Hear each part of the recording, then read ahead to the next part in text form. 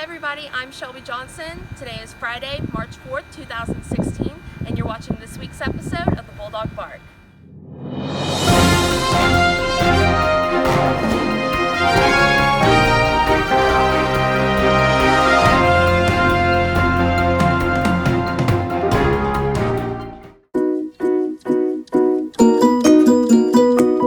It was probably the worst 4 hours of my life. Okay.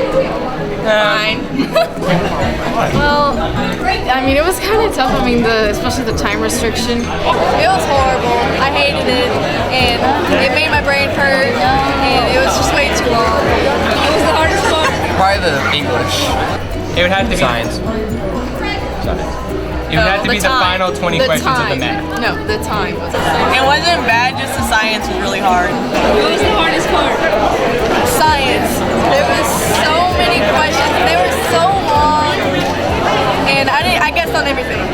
There was just too many words. Congrats juniors on completing the ACT, and now let's look at a preview of our spring sports. What challenges do you plan to face this season? Challenges is that we're going to be young this year everywhere. We've got a lot of sophomores, freshmen coming out this year that we're excited about growth the next 3 or 4 years.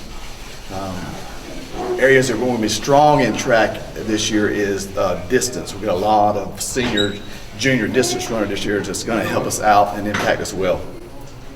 What are your expectations for this year? Expectations is growth. Once again, we're young, so we're looking for a lot of challenges, and hopefully this year we will exceed our PRs that we're going to set early in the year, and then by the time we get to state championships, all those people who had a PR will exceed those and do well.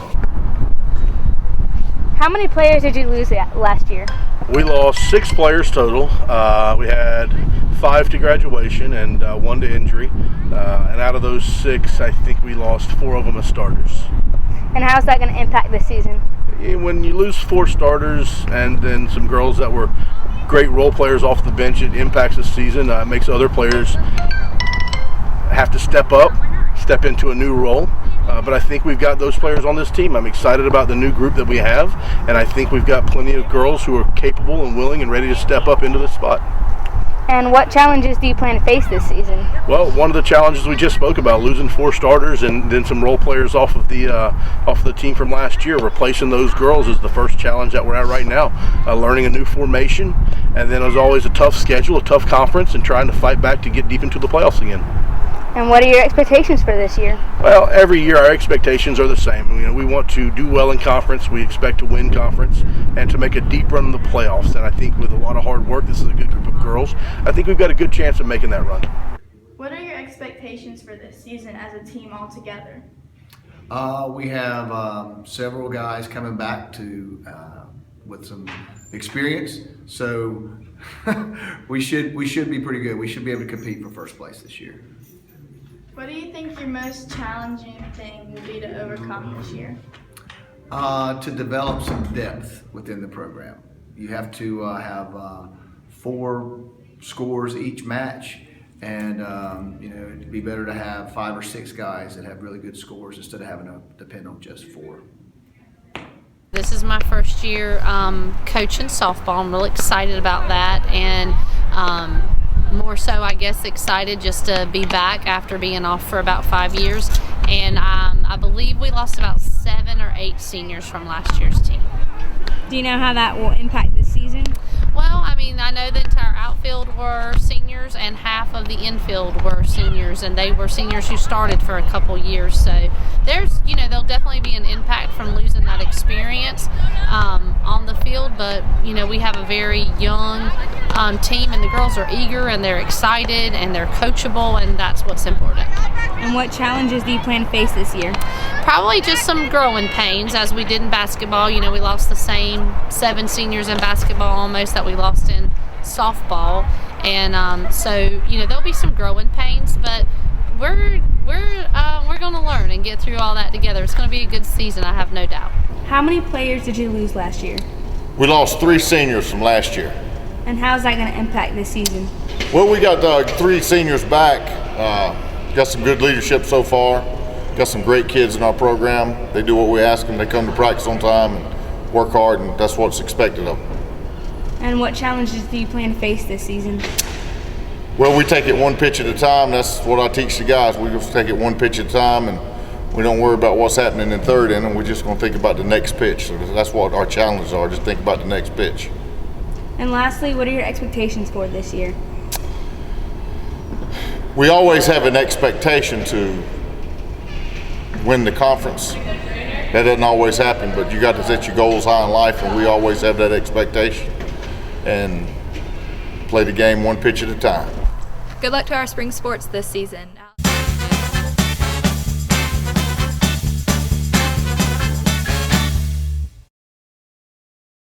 Senior Fun Day was great. And what was the best part? The best part was rock climbing at Jungle Rapids. With the light bulb. What was the best part? Eating the fried chicken. Fried chicken was the best part for me. Fried chicken. It was a lot of fun.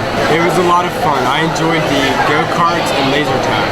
I would say laser tag, but now I'm sore. Amazing. What was the best part?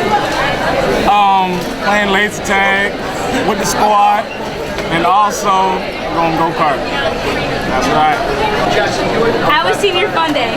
Senior Fun Day was really fun. That's why we named it Senior Fun Day. Had a great time riding go-karts. I actually fit in them. That was kind of surprising.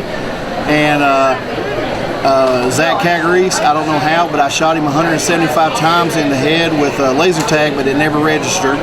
So that was very disappointing. He shot me 175 times, but I guess I'm fat and it just shot me. Video games was great until me and Mr. Hart broke the Star Wars game. But the guy gave us some free cards. That was really cool. Oh, Miss Deemer, I'm going to send you my chiropractor bill from when you wrecked me in go-karts. You know, this is not life-size Mario and Luigi's. Golden Corral was super awesome. I think they'll be out of business for about 2 more weeks. That was just me, nobody else. I parallel parked the school bus, and I didn't get to see you, Vanessa. So that was a good day.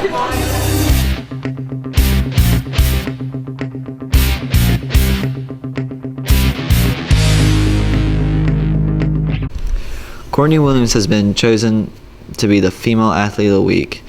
She has been chosen because of her hard work, her positive attitude, and how she uplifts the team. Here she is with Vanessa. Congrats on being this week's Female Athlete of the Week. Thank you. What position do you play? Catcher. Why did you choose to play that position? I play like where the team needs me most, but like it's also my favorite position, so I lucked out both ways. And what do you bring to the team? I try to pump my teammates up and like just give them confidence, and when we're feeling down, we all pick each other up. And that's really it. Okay, awesome. Thank you. After 4 years of displaying a very desirable work ethic, Aaron Prince was chosen as the Athlete of the Week this week. Coach Trainer had a few things to say about him. Aaron Prince is very well deserving of the Male Athlete of the Week here at Dixon High School. He's displayed great leadership skills in the 4 years he's been here as our starting shortstop. We define him as an extension of the coach on the field, not only in the games but at practice. He's a very consistent baseball player and a great student, so he's a very good representation of Dixon High School student athletics. You were chosen for Athlete of the Week this week. What assets do you feel like you have that can contribute to your team's success? Just being a good leader and setting a good example for our younger guys. What are your thoughts on the upcoming season? I'm really excited. We have a really good team and we have a lot of potential. Congratulations to our Athletes of the Week. Now on to some really talented kids with pop art. Can you describe to us your pop art project?